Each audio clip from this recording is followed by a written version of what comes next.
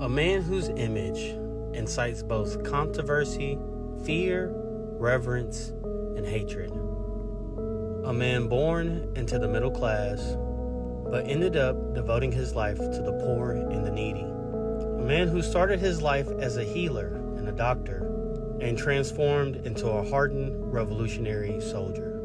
A man who is revered as one of the greatest military minds of the modern era, whose tactics helped to win the Cuban Revolutionary War and would become one of the most wanted men in the world, feared by all major governments.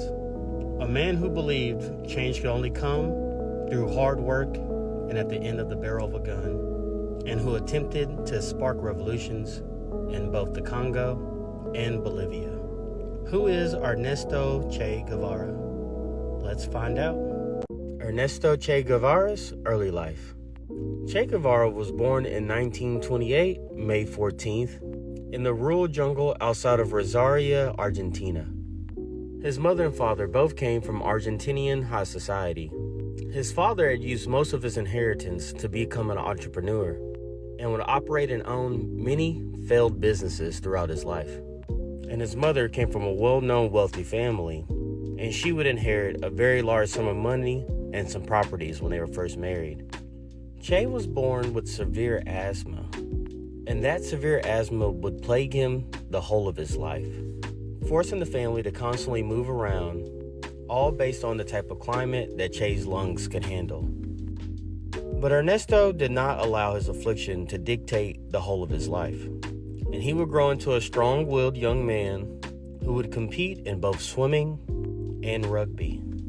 His mother and father were very open-minded, and they lived quite a bohemian lifestyle.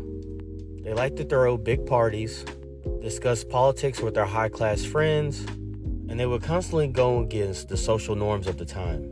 Ernesto's mother inspired in him a love for literature, and even at a young age, he would spend a lot of time reading literary classics, books on philosophy, and poetry. Che himself was very ornery. He didn't care about how he dressed, he didn't care how high society viewed him, and would often hold controversial beliefs just to stir up some controversy, because one of his greatest pastimes was to make people uncomfortable. He loved to travel and had a very gypsy soul, and throughout his teenage years leading into his early 20s, he would take hitchhiking trips to different parts of Argentina. After high school, Ernesto would enroll in medical school and would focus on the studies of allergies in hopes that one day he might be able to cure his own asthma. Because of his love of travel, after his first year in medical school, he would spend 6 months working at sea as a doctor. The following year, Ernesto would take a bike trip on his own down the coast of Argentina, and that trip would lead him to go on his famous motorcycle journey with his friend Alberto. The trip which led to his famous journal writings known as the Motorcycle Diaries.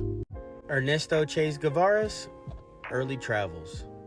In January of 1952, Ernesto and his good friend Alberto Granado would embark on a journey to go all across South America, into Mexico, and then to America.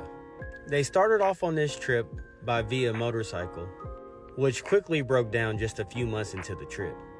One of their first stops was in Bolivia, where they would arrive just after the copper mine strikes. This was one of Ernesto's first taste of American interest abusing the local people of South America. Their next stop would be Peru, and Peru would probably have one of the lasting effects on Che Guevara when it comes to the ancient architecture and working at the leprosarium. In Peru, Che would meet a doctor, Henry Peces, and Henry Peces would take Che and his friend Alberto, who were both doctors, to his leper colonies and his leprosarium. Henry Peces was also once an exile from Peru because of his communist beliefs, and Che credits him as being one of the first people he met, not for just living out his politics, but for dedicating his life to be something better in the world. Their time in Peru also shaped Alberto's views as well, and he would dedicate the rest of his life to working at leprosariums in Venezuela. While traveling, they lived the life of vagabonds, many times solely relying on the graciousness of other people, even at times having to stay in police stations because they didn't have a place to go and couldn't find food. This is when Che really started to realize the privilege he had as a white Argentinian. And he got to experience, for the first time in his life firsthand, the discrimination of the people who were native to South America. Also along their travels, Ernesto would experience various fits of asthma. And many times Alberto had to shoot Ernesto up with adrenaline just to keep him going. The two would eventually make it to Colombia and would even coach a Colombian football team just to get money to get to Venezuela. In Venezuela, the two would part ways, and Alberto would stay behind and continue to work at leprosariums there. Ernesto, having a bad asthma fit, would stay until he got healed, but then go on to Miami. Upon returning home to Argentina to officially become a doctor. In the following year, he would take a similar trip that would transform him into the revolutionary Che Guevara that we know today. But we'll talk about that later.